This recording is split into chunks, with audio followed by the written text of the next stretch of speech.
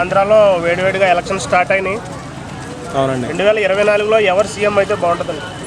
ఎవరు సీఎం అయితే బాగుంటుంది అంటే పర్సనల్ ఒపీనియన్గా తీసుకుంటే అధికారం మారితే బాగుంటుందని నా ఫీలింగ్ కూడా. బట్ మెజారిటీ ఒపీనియన్ అనేది చెప్పలేం కదా. మన జనాలందరూ ఉచిత పథకాలకు అలవాటైన వాళ్ళు కాబట్టి మళ్ళీ ఆయనే సీఎం అవుతాడు. ఎవరండి? జగన్ గారా? జగన్ గారే సీఎం అవుతాడు మళ్ళీ.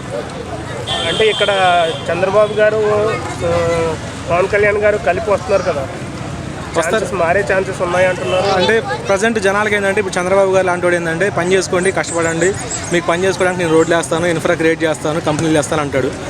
నాలాంటి వాళ్ళకి ఆయన నచ్చు. సో మనకేం కావాలి, నెలకి ఎంతో కొంత వేయాలి. ఆటో డ్రైవర్కి అయితే ఒక 10,000 వేయాలి సంవత్సరానికి. సో ఇలాంటి వాళ్ళకి అన్నిటికీ ఏదో ఒక స్కీమ్ కావాలి, ఏదో ఒక స్కీమ్కి డబ్బులు వేసేవాళ్ళు మెజారిటీ కావాలి కాబట్టి మళ్ళీ ఖచ్చితంగా ఆయన గారికి అధికారం కట్టబడతారని నా ఫీలింగ్, పర్సనల్ ఫీలింగ్. అంటే మీకు ఇష్టం ఉండి వస్తానంటున్నారా లేదంటే?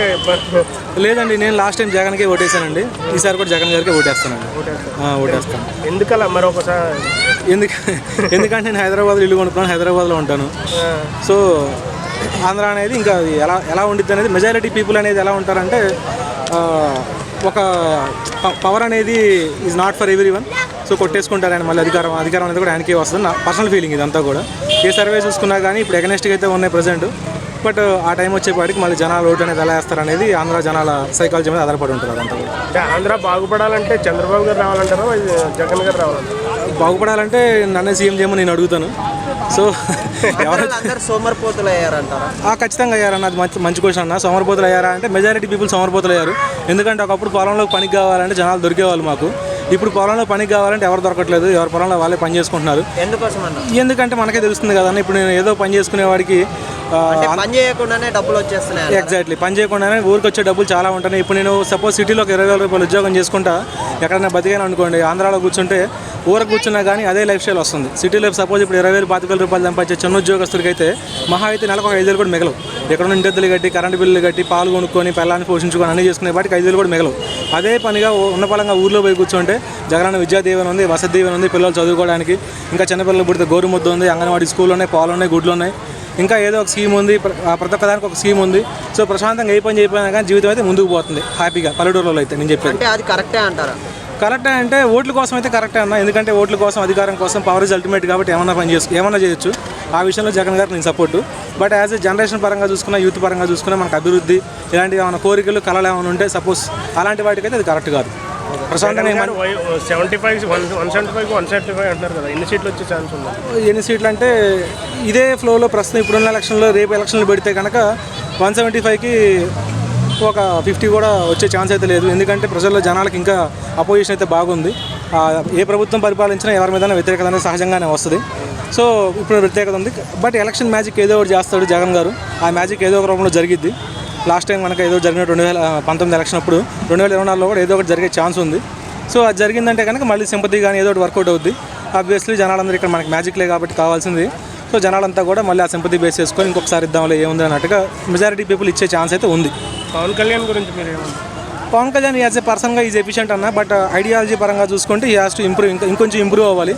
సో ఒక స్టాండ్ అనేది పర్ఫెక్ట్గా ఉండాలి. ఒకప్పుడు బీజేపీ నాకు నచ్చదు అంటాడు, తెలంగాణ వచ్చింది నేను 14 రోజులు ఏడిచాను అంటాడు, మళ్ళీ తెలంగాణలో వచ్చి మళ్ళీ పోటీ చేశాడు మొన్న ఈ మధ్య, 100 కన్నా తక్కువ వచ్చి అని జనాలు అన్నారు. సో లాజికల్గా చూసుకుంటే ఎవరు తెలంగాణ వాళ్ళు బేసిక్గానే పౌరుషం అనేది ప్లస్ ఏదైనా కానీ ఒక ఉద్యమాల నుంచి వచ్చిన స్ఫూర్తి ఉన్నోళ్ళు కాబట్టి దేనైనా పౌరుషంగా తీసుకుంటారు. మేము ఎందుకు వేయాలంటే ఆ కాన్సెప్ట్తో ఉంటారు. సో ఆయన ఒక క్లియర్ మైండ్ సెట్ అయితే ఉండాలి, క్లారిటీ అయితే ఉండాలి. ఆయన ఏదో ఒకటే, అది చావో రేవో 10 ఏళ్ళు అవసరం అయితే జైలు అయినా పోయి కూర్చోవాలి. జగన్ గారు 2 సంవత్సరాలు కూర్చున్నట్టు ఒక 3 ఏళ్ళైనా జైల్లో కూర్చోవాలి అనుకున్న దానికోసం అట్లా కూర్చుంటేనే సీఎం పదవి అయితే వస్తుంది. ఎందుకంటే జగన్ గారు కూడా చిన్న వ్యక్తి ఏం కాదు. వాళ్ళ నాన్న 1,00,000 కోట్లు సంపాదించాడని అందరూ మొత్తానికి అయితే కానీ ఒక రాజు బిడ్డే. సో అంతటోడికే చాలా కాలం పట్టింది, చాలా జైలు పాలయ్యాడు, చాలా రిమార్కులు ఎదురయ్యాడు. సో ఇన్ని జరిగినాయి కాబట్టి ఆయనకి సీఎం పదవి అయితే లాస్ట్ అయితే సంపాదించాడు. పవన్ కళ్యాణ్ గారు అయితే ఇంకా నలగాలి, ఇంకా కొంచెం రాడు తేలాలి, ఇంకొంచెం దెబ్బలు తినాలి, ఇంకొంచెం కమిట్ అవ్వాలి. ఆ కమిటీ జనాల ముందు నేను కమిటీ అని చెప్పి జనాలు క్లియర్గా అర్థమయ్యేటట్టు చేసుకోవాలి. సినిమా ఇమేజ్ అయితే కాదు. సినిమా వచ్చి ఆల్రెడీ 10 సంవత్సరాలు అయిపోయింది కదా, ఇంకా షైన్ 10 ఏళ్ళు కూడా వెరీ లెస్ టైం అన్న. ఈ రాజకీయాలు, వ్యాపారాల్లో, బిజినెస్లో చూసుకుంటే మనకు 1-2 సంవత్సరాలు చాలా బిగ్ టైం. బట్ రాజకీయం అనేది పెద్ద వ్యాపారం కాబట్టి 10 ఏళ్ళు అయితే చాలా తక్కువ టైమే. అట్లీస్ట్ వైఎస్ రాజశేఖర రెడ్డి గారిని చూసుకుంటే ఆయన 30 సంవత్సరాలు కష్టపడ్డాడు కాంగ్రెస్ పార్టీలో చేరి. అట్ లాస్ట్ 2009లో ఆయనకి సీఎం సీట్ వచ్చింది, 2004లో సీఎం సీట్ వచ్చింది. సో ఆ లెక్కను చూసుకుంటే 10 ఏళ్ళు 15 ఏళ్ళు చాలా చిన్న టైమే. ఒక 25 ఏళ్ళన్నా ఆయన అనేది 25 ఏళ్ళు అంటాడు మాటల్లో. సో ఆ 25 ఏళ్ళన్నా నిజంగా ఆయన కష్టపడితే 25 సంవత్సరాల తర్వాత సీఎం అయ్యే ఛాన్స్ అయితే ఉంది. అప్పుడు జనం మాట ఏంటంటే సింగిల్ గా వస్తే బాగుండు, టీడీపీతో టైఅప్ అవ్వకపోతే సింగిల్గా వస్తే మళ్ళీ సింగిల్ డిజిటే అన్న, అది మాత్రం డౌట్ లేదు. మళ్ళీ సింగిల్ డిజిటే, మహా అయితే ఆయన పోటీ చేసిన స్థానం కాకుండా ఇంకో 2-3 వస్తాయి. సో సింగిల్గా వస్తే గెలిచే ఛాన్స్ అయితే లేదు. ఎందుకంటే అపోజిషన్ ఢీ కొట్టాలంటే మనం, ఆయన చిన్న వ్యక్తి కాదు కదా, అపోజిషన్ ఉన్నది జగన్, ఒక పెద్ద సింహం లాంటి గట్టిగా మాట్లాడుకుంటే. రాజకీయం అనేది ఒక వ్యాపారం అంటారా? పెద్ద వ్యాపారమే కదన్న, అంతకన్నా పెద్ద వ్యాపారం ఉంది. ఇప్పుడు నేను పోయి ఎమ్మెల్యే అవ్వాలి, నా దగ్గర రూపాయలు లేదు, అవుతానా? ఎవరు ఓటేరు, నా ఇంట్లో వాళ్ళు కూడా నాకు ఓటేరు. సో నా దగ్గర ఒక 100 కోట్లు ఉంటేనే నేను అట్లీస్ట్ ఒక ఎమ్మెల్యే అవుతాను, ఒక 1000 కోట్లు ఉంటేనే ఒక మంత్రి అవుతాను, 10,000 కోట్లు ఉంటేనే అట్లీస్ట్ ఏదైనా ఒక జిల్లాను కంట్రోల్ తీసుకుంటాను, 1,00,000 కోట్లు ఉంటేనే సీఎం అవుతాను. అంటే ఆంధ్రాలో వచ్చేసి గవర్నమెంట్ మీరు ఇంటి దగ్గరనే కూర్చోండి, మీకు భిక్షం వేస్తాము, మీరు అక్కడనే కూర్చోండి అని చెప్పేసి అంటున్నారు. ఆ భిక్షంకి ఏదో పేరు పెట్టారుగా, ఏదో విద్యా దీవెన, రకరకాల పేర్లు ఉన్నాయి కాబట్టి వాళ్ళు చేసేది కూడా కరెక్ట్. ఎందుకంటే they are officially buying oats. So తప్పేం లేదు, ఇది ప్రజాస్వామ్యం, మనం రాసుకున్న రాజ్యాంగం అంతే ఉంది. సో మార్చాలంటే రూట్ లెవెల్ నుంచి మార్చాలి. మారాల్సింది ఎవరని అంటారు? ఎవరు మారన్న, జనాలు మారరు, మనం మారం, రాళ్ళు మారరు, కొండం మారదు, ఓట్లు కొండం మారదు, కొనుక్కున్న ఓటు అమ్మేసుకొని మనం ఓటేయడం మారదు. మనం ఓటు అయిపోతే దొంగ ఓట్లు ఇంకా హ్యాపీగా వేసుకుంటారు. సో ఇది మార్పు అయితే ఎప్పటికీ రాదు. జనాలు ఎప్పటికైతే యూత్ అనేవాళ్ళు 100% ఆలోచించి నిజంగా మనకు పనికొచ్చేవాడికి ఓటేద్దాం అని అనుకుంటే, ఆ ఓటేసేవాడు స్టిల్ లాస్ట్ డేట్ వరకు కూడా ఓటర్ బ్యాలెట్లో వాడి పేరు ఉంచుకోగలిగే సత్తా ఉంటేనే వాడు కూడా గెలుస్తాడు. అలాంటి వాళ్ళు 100 మంది ఫామ్ అయ్యి గవర్నమెంట్ ఫామ్ చేసే రోజు అయితే నాకు తెలిసి కల్లోనే వచ్చింది, నార్మల్గా అయితే వచ్చే ఛాన్స్ లేదు. అంటే ప్రభుత్వాలు ఇలా అవ్వడానికి కారణాలు ఎవరంటారు? మనుషులే అన్న, మనమే అన్న. మనం ఇప్పుడు ఫ్రీగా ఏం చేస్తాం? ఫ్రీగా ఇప్పుడు నిజాయితీ పరుని తీసుకొచ్చి మనం ఏదైనా ఒక చిన్న పోస్టులో కూర్చోబెడితేనే ₹1,00,000 స్కోప్ ఉంటే రోజుకి వాడు ₹1,00,000 తినేసే స్కోప్లోనే ఉంటాడు తప్ప నీతిగా నిజాయితీగా పనిచేసి మనం పర్ఫెక్ట్గా పనిచేయాలని ప్రజలే అనుకోరు. సో అలాంటి ప్రజల్ని కంట్రోల్ చేసి ఒక ఎమ్మెల్యే ఎందుకు అనుకుంటాడు, ఒక ఎమ్మెల్యేని కంట్రోల్ చేసి సీఎం ఎందుకు అనుకుంటాడు? సో కరప్షన్ ఎగ్జిస్ట్, ఇంకా ఇండియాలోంచి కరప్షన్ అయితే పోదు. పవన్ కళ్యాణ్ టీడీపీలో చేరడానికి మంచి ఏమంటారు, టీడీపీలోకి అయితే చారలేదన్న నాకు తెలిసిన వరకు. అది ఎలియన్సే కదా, వాళ్ళిద్దరిది మిత్రబంధం కదా. అంటే పొత్తు చేరారు కదా, పొత్తు చేరారు, కరెక్టే అనుకుంటా. పొత్తు చేరారు. ఎందుకంటే నేను చచ్చిపోను, నువ్వు కూడా చచ్చిపోవద్దు అని చెప్పి ఇద్దరు కలిసారు. వాళ్ళిద్దరు చేయి పట్టుకున్నారు. ఇద్దరు విడివిడిగా పోటీ చేస్తే ఇద్దరిని చంపేస్తాడు జగన్ పొలిటికల్గా. సో ఇద్దరు కూడా పొలిటికల్గా జీరో అయిపోతారు. ఎందుకంటే లాస్ట్ టైం మనం చూసాం 2019లో ఆబ్వియస్లీ చీలిపోతాయి. 100 ఓట్లనే అనుకోండి, జగన్ గారు 45 ఓట్లు. మీరు 2014 ఎలక్షన్ చూసుకోండి, 2019 చూసుకోండి, జగన్ గారి ఓట్లు ఎక్కడికి పోలేదు. 2014లో ఆయనకు పడ్డ పర్సెంటేజ్ ఆయనకే ఉంది. 2019లో ఆయన కలిసి వచ్చింది ఏంటంటే ఓటింగ్ పర్సెంటేజ్ ఎక్కువ డిఫరెన్స్ రాలేదు. మీరు చూసుకుంటే కనుక క్యాలిక్యులేషన్ చూస్తే కనుక ఓన్లీ సీట్లు పెరిగినాయి. ఎందుకు పెరిగినాయి సీట్లు అంటే ఇద్దరం చీలిపోయారు. బ్యాలెట్ మీద పవన్ కళ్యాణ్ ఉన్నాడు, ప్లస్ చంద్రబాబు నాయుడు ఉన్నాడు. సో ఇద్దరిట్లో ఎవరో ఒకళ్ళే ఉంటే నువ్వా నేనా అన్నట్టుంటే కనుక జగన్ గారు గట్టి పోటీయే. వీళ్ళు ఎవరైతే ఎలియన్స్ ఉన్నారో రేపో మాపో బీజేపీ కూడా కలిసే ఛాన్స్ ఉంది అంటున్నారు కాబట్టి 1 నెల 2 నెలల్లో బీజేపీ కూడా కలుపుకుపోతారు. జనసేన వెళ్ళి వాళ్ళని కూడా పట్టుకొచ్చేస్తారు అనుకుంటున్నాం మనం. సో బీజేపీ కూడా కలిసిందని అంటే ఓట్ బ్యాలెట్ మీద ఓన్లీ ఇద్దరే ఉండాలి, ఏదర్ జగన్ గారు ఆయన కాకుండా ఇంకొకరు ఉండాలి. అంటే ఇక్కడ కాంగ్రెస్ గెలిచింది కదా, అక్కడ కూడా కాంగ్రెస్ నిలబెట్టే అవకాశం. కాంగ్రెస్ అసలు ఏ మొహం పెట్టుకుని పోటీ చేస్తారు? ఇక్కడంటే తెలంగాణ ఇచ్చింది కాబట్టి తెలంగాణ వాళ్ళు మనం అయితే తెలంగాణ సిటిజన్గా మనం ఓటేసాం కాంగ్రెస్కి. అక్కడ ఎందుకు వేస్తారు ఆంధ్ర వాళ్ళు మరీ అంత పౌరుషం లేని వాళ్ళు అయితే కాదు కదా. అంటే మీరు ఇప్పటిదాకా చెప్పారు కదా అన్ని ఫ్రీగా ఇస్తారు, అన్ని అభివృద్ధి చెందుతాయి అని చెప్పి చెప్పారు కదా, అంటే కాంగ్రెస్ కూడా అలానే ఇస్తుంది కదా ఇక్కడ అంటే 6 గ్యారెంటీలు ఇచ్చి అన్ని ఫ్రీగా ఇస్తున్నాం, ఫ్రీ బస్సులు ఇస్తున్నాం, అది ఇది అని చెప్పేసి చెప్తున్నారు. ఎందుకన్నా కూడా అలాంటి అవకాశాలు ఉంటాయి కదా. అదే నా ఫ్రీ స్కీమ్ అనేది అదొక్కటే కాదు నేను అనుకోవడం. ఇక్కడ చాలా ఉన్నాయి ఫ్యాక్టర్స్ కాంగ్రెస్ గెలవడానికి. 6 నెలల ముందు చూసుకుంటే కాంగ్రెస్ అనే పదమే లేదు ఇక్కడ ఎక్కడ కూడా, అంతా కూడా బీజేపీయే. సో ఏదర్ కేసీఆర్ గారు ఆర్ బీజేపీ అన్నట్టే నడిచింది. మనకు అంత టఫ్ కూడా కాంగ్రెస్ ఊసేలేదు 6 నెలల ముందు. బట్ మ్యాజిక్ జరిగింది. బీఆర్ఎస్ వాళ్ళు చేసుకున్న తప్పులు చాలా ఉన్నాయి. ఏదో బీఆర్ఎస్ అని చెప్పి, టీఆర్ఎస్ నుంచి బీఆర్ఎస్ అని చెప్పి, ఏదో నేషనల్ లెవెల్ పార్టీ అని చెప్పి లోకల్ ఉన్న జనాలకు అందకుండా ఫామ్ హౌస్లో కూర్చొని ఆయన కూడా పబ్లిక్తో కలవకుండా నెక్స్ట్ పొగరబోతు మాటలు కొంచెం బీఆర్ఎస్ పార్టీ నాయకులు, బట్ వాళ్ళ మెయిన్ పర్సన్స్ కాదు, వాళ్ళ పార్టీ క్యాడర్ అయితే ఉన్నారు. సో అవన్నీ కూడా వాళ్ళకి అధికారాన్ని దూరం చేసినాయి. మల్టిపుల్ థింగ్స్ ఉన్నాయి వాళ్ళు ఓడిపోవడానికి, కాంగ్రెస్ గెలవడానికి అవి పనికొచ్చినాయి అంతే. అంటే ఇక్కడ మొన్న ఎలక్షన్స్ జరిగినాయి కదా, తెలంగాణలో ఎలక్షన్స్ జరిగినప్పుడు రోజా కేసీఆర్ కంపల్సరీ గెలుస్తాడు అని చెప్పేసి చెప్పింది తంగు వాక్యంతో చెప్పడం వల్ల ఓడిపోయారు కదా, అక్కడ కూడా జగన్ కూడా అలానే ఓడిపోయారు. అదేం లేదు 100% ఇప్పుడు అలా అనుకోకూడదు. మనం పబ్లిక్ సైకాలజీ మెయిన్ ఇక్కడ. సో 2 సార్లు అధికారం ఇవ్వడం అనేది గ్రేట్. మనం ఇప్పుడు ఏ స్ట్రాటజిక్స్ చూసుకున్నా ఒకసారి అధికారం ఇస్తారు ఎవరికన్నా, 2వ సారి మార్చేస్తారు. బట్ తెలంగాణ వాళ్ళు ఆ రకంగా చూసుకుంటే చాలా మంచోళ్ళే. 2వ సారి కూడా కేసీఆర్కి అధికారం ఇచ్చారు.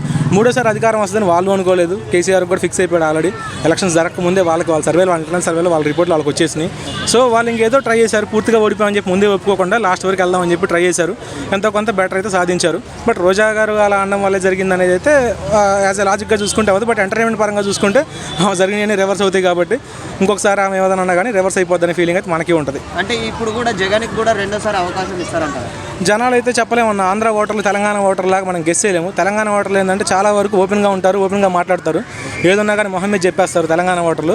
బట్ ఆంధ్ర ఓటర్లు అట్లా కాదు. ఆంధ్ర ఓటర్లు చాలా వరకు కూడా లాస్ట్ డే వరకు till they will wait and see, ప్రతి ఒక్కటి అనలైజ్ చేస్తారు, కొంచెం ఆలోచించి ఇన్డెప్త్గా మళ్ళీ పప్పులో కాలేస్తారు. అంటే అక్కడ వైసీపీ మన జగన్ పెట్టినటువంటి స్కీమ్స్ అన్ని మీకు నచ్చినాయా? యాజ్ ఎ ట్యాక్స్ పేయర్గా నాకు ఏ స్కీము నచ్చదు. ఎందుకంటే ఉచిత పథకాలనే ఎవరికి ఇవ్వాల్సిన పని లేదు. నేను ఐటీ జాబ్ చేస్తున్నాను, ట్యాక్స్ కడుతున్నాను దేశానికి. సో నా ట్యాక్స్ డబ్బులు తీసుకెళ్ళి ఎవరో ఒక ఆమెకు ఫ్రీగా టికెట్ కొని పెడతానంటే నా మనసు ఒప్పుకోదు. సో ట్యాక్స్ కట్టేవాడికి ఆ నొప్పి తెలిసిద్ది. నాకే ఎట్లా ఉందంటే కోట్ల వ్యాపారం చేసి లక్షల్లో ట్యాక్స్లు కట్టే బిజినెస్ చేసే వాళ్ళకైతే ఇంకెంత కడుపు మంటగా ఉంటుందో నాకు తెలియదు. ట్యాక్స్ ఫ్రీబీస్ అనేవి ఉచిత పథకాలు అయితే అందరికైతే అవసరం లేదు, నాట్ ఫర్ ఎవ్రీ వన్. ఎవరో ఇంకా అసలు కడుపు పేదరికంగా ఉండి తినడానికి నిజంగా తిండి లేదు, గుడిసెలో బతుకుతుందాం అనుకుంటే అలాంటి వాళ్ళకి ఫ్రీ స్కీమ్ అనేది వెళ్తే ఓకే, ఉపయోగకరం. బట్ నన్ను అడిగితే వాళ్ళకు కూడా అవసరం లేదన్న, పని చేసుకోవడానికి ఏదైనా పని కల్పించి మీకు ఏదైనా రోగాలు వస్తే మేము చూసుకుంటాం, హాస్పిటల్ ఫ్రీ అమ్మా అని చెప్పేస్తే చాలు. విద్యా వైద్యం ఈ రెండు ఫ్రీకి ఇస్తే చాలన్న. ఏ స్కీమ్ కూడా ఉచిత పథకాలు ఏది అవసరం. ఎందుకు ఈ బస్సులు ఎక్కి తిరిగేదానికి ఉచితంగా టికెట్లు ఇచ్చేది ఎందుకు వాళ్ళకి? అంటే ఇంతకు ముందుకు చంద్రబాబు సీఎం ఉండే కదా, అప్పుడు సీఎం ఉన్నప్పుడు మన చంద్రబాబు సీఎంకి ఇప్పుడు జగన్ సీఎంకి ఏమైనా తేడా అనిపించింది? చంద్రబాబు గారు ఆయన ఏం చేశాడంటే, ఒకప్పుడున్న చంద్రబాబు వేరు, లాస్ట్ టైం పనిచేసిన చంద్రబాబు గారు వేరు. అవినీతి మయమైపోయాడు. ఎందుకంటే వాళ్ళ పార్టీ క్యాడర్ చూసుకుంటే వాళ్ళు 10 ఏళ్ళు అపోజిషన్లో కూర్చున్నారు. టీడీపీ వాళ్ళు క్యాడర్ అంతా కూడా ఎండిపోయి ఉన్నారు. డబ్బుల విషయంగా చూసుకుంటే ఆపోజిషన్ మనం ఢీకొట్టాల్సింది ఏంటంటే జగన్ గారు సింహం. ఆర్థికంగా పరంగా చూసుకుంటే 1,00,000 కోట్లు అంటారు, 2,00,000 కోట్లు అంటారు. ఆర్థిక పరంగా చూసుకుంటే ఆయన ఎదురు ఢీకొట్టాలంటే మన దగ్గర కూడా అంత డబ్బులు ఉండాలి. సో చంద్రబాబు నాయుడు గారు కూడా అవినీతికి గేట్లు తెరిచాడు 2014లో. 5 సంవత్సరాలు కూడా వాళ్ళని దోచుకున్నంత అన్నట్టుగా వాళ్ళు దోచుకున్నారు. ఎందుకంటే వాళ్ళ ప్రత్యర్థి అనేది ఆర్థిక పరంగా డబ్బులు ఉన్నాడు కాబట్టి వీళ్ళు ఢీ కొట్టాలంటే వీళ్ళ దగ్గర కూడా కోట్లు ఉండాలి కాబట్టి ఢీ కొట్టారు. సో చంద్రబాబు గారు ఏంటంటే తెలిసి కూడా ఆ ఒక్క విషయం దగ్గర ఆయన కాంప్రమైజ్ అయ్యాడు. జనాలు ఏంటంటే కళ్ళు మూసుకోలేదు, ఎవరు కూడా అందరూ కూడా కళ్ళు తెరిచి చూశారు. ప్రతి ఒక్క అవినీతి అనేది కూడా కనపడింది కళ్ళ ముందు, ప్రతి ఒక్క దగ్గర కూడా అవినీతి కనపడింది. సో జనాలు కూడా టైం వచ్చినప్పుడు చూపించారు. లాస్ట్ టైం 2019 ఎలక్షన్స్లో ఇంత అవినీతి జరిగిన టీడీపీకి మనం ఎందుకు ఓటేయాలని చెప్పి వాళ్ళు ఒక చేంజ్ అన్నట్టుగా జగన్ గారికి అధికారం ఇచ్చారు. ఒకవేళ టీడీపీ గెలిస్తే సీఎం ఎవరు అవుతారు? టీడీపీ జనసేన గెలిస్తే సీఎం ఆబ్వియస్లీ చంద్రబాబు గారే అవుతారు. ఎందుకంటే ఆయనే ముఖ్యం. ఆయన కొడుకు కన్నా ఆయన ఎవరు చూసుకుని ఆయన పిల్లనిచ్చిన మావ కన్నా సీఎం పదవి ఇచ్చిన ఎవరికన్నా ఫస్ట్ చంద్రబాబు గారికి. ఆయన ఒక చాణక్యుడు కాబట్టి, అపర చాణక్యుడు కాబట్టి చంద్రబాబు గారే ఫస్ట్ ప్రయారిటీ. సో ఆయనే సీఎం అవుతాడు. మనకి 95 ఏళ్ళ వయసులో కరుణానిధి గారు అట్ట కూర్చొని అది వాళ్ళిద్దరి మధ్యలో ఏం జరిగింది అనేది మనకైతే బయటపడరు. కానీ అంటే మీ ఒపీనియన్ ఏమి? నా ఒపీనియన్ అయితే పవన్ కళ్యాణ్ సీఎం అయితే ఒకసారి చూడాలని ఎవరికైనా ఉంటుంది.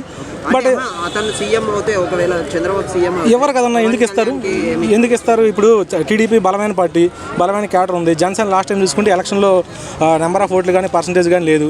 సో ఇస్తే బాగుంటుంది అనుకుంటారు అంతా కూడా అది. బట్ ఎవరనేది వాళ్ళిద్దరి మధ్యలో ఏం జరిగింది అనేది ఒప్పందం మనకు తెలియదు. 1 సంవత్సరం 2 సంవత్సరాలు పవర్ షేరింగ్ అనేది వస్తే కనుక అదృష్టవంతుడే. ఎందుకంటే జనసేన యాజ్ ఏ పార్టీగా గెలిచి సీఎం సీట్లో కూర్చోవాలంటే జనసేన వాళ్ళైతే ఇప్పుడైతే కాదు. ఎందుకంటే ఇద్దరు కూడా బలమైన ప్రత్యర్థులు, ఎప్పటి నుంచో ఉన్నోళ్ళు, సామాజిక వర్గం కూడా పెద్దది, డబ్బులు కూడా బాగున్నోళ్ళు.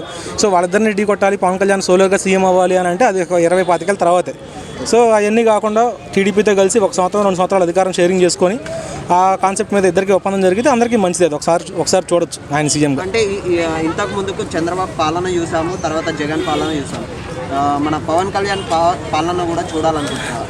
ఏం లేదన్న, ఏదంటే ఒక 15-16 ఏళ్ళు ఇంటర్మీడియట్ కాలేజీ పోయే కుర్రోడు అయితే అనుకుంటాడు పవన్ కళ్యాణ్ సీఎం అయితే చూడాలని. ఏం చేస్తాడు సీఎం అయినా? ఏం చేయలేడు. ఎందుకంటే ఖజానాలు డబ్బులు అయ్యి ఉన్న కాడికి మొత్తం అన్ని పంచిపెట్టారు. పప్పు బేలాలు పంచినట్టు ప్రజలందరికీ డబ్బులు పంచిపెట్టారు. ఆంధ్ర అయితే ఇంకా లక్షల కోట్ల అప్పు ఉంది. తెలంగాణకు కూడా ఉంది అప్పు. కానీ తెలంగాణకు ఆదాయ మార్గం ఉంది. హైదరాబాద్ ఉంది, మనందరం కట్టే ట్యాక్సులు ఉన్నాయి, మనందరం కట్టే ప్రతి ఒక్కటి ఉంది. కాబట్టి వీళ్ళు అప్పు ఐటమ్ తీర్చుకుంటారు.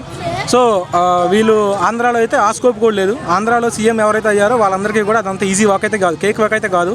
ఖచ్చితంగా ముళ్ళ మీద నడిచినట్టే ఉంటుంది. రూపాయి డబ్బులు ఖజానాలో గట్టిగా మాట్లాడితే అప్పులో ఉన్నాయి, లక్షల కోట్ల అప్పులు ఉన్నాయి.